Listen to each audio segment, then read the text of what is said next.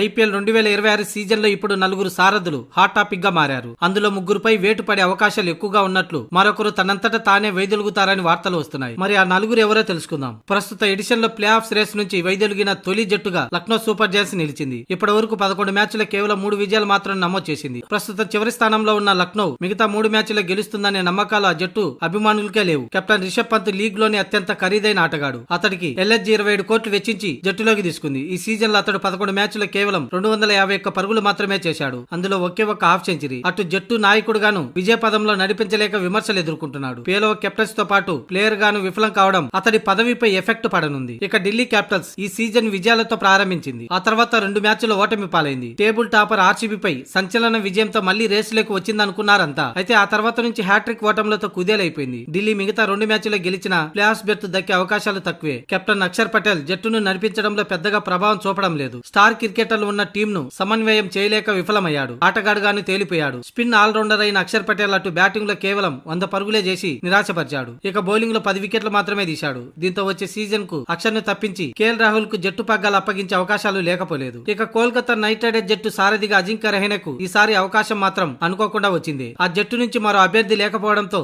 అజింక్య రహానెకు అవకాశం దక్కింది. 11 మ్యాచ్ల్లో 237 పరుగులు మాత్రమే అజింక్య రహానె చేశాడు. మిగతా ప్లేయర్లు పెద్దగా రాణించకపోవడంతో అజింక్య రహానె కెప్టెన్సీ పై ఒత్తిడి పడింది. ఈ జట్టులో యువ ఆటగాడు రఘువంశీ, రింకు సింగ్ మినహా ఎవరు బ్యాటింగ్ లో నిలకడ ప్రదర్శించడం లేదు. ఇదే సమయంలో రహానె మైదానంలో దూకుడైన నిర్ణయాలు తీసుకోవడంలో విఫలమైనట్లు ఆ జట్టు మేనేజ్మెంట్ భావిస్తుంది. దీంతో వచ్చే సీజన్ కు అతడు కెప్టెన్ నుంచి తప్పించే అవకాశం ఉంది. ఇక ముంబై ఇండియన్స్ పరిస్థితి భిన్నం. ఇక్కడ ఉన్నదంతా స్టార్ క్రికెటర్లే, కానీ వారిని నడిపించడం హార్దిక్ పాండ్యాకు కష్టంగా మారింది. సీనియర్లు విముఖత చూపిస్తుండడంతో తానే జట్టు పగ్గాలను వదిలేస్తాడని వార్తలు వచ్చాయి. ఇప్పటికే గాయం పేరుతో గత 2 మ్యాచ్ల్లో అతడిని బెంచ్కే పరిమితం చేసిన సంగతి తెలిసిందే. వచ్చే సీజన్ లో లక్నో లేదా కోల్కతాకు కెప్టెన్ గా వచ్చిన ఆశ్చర్యపోనక్కర్లేదు.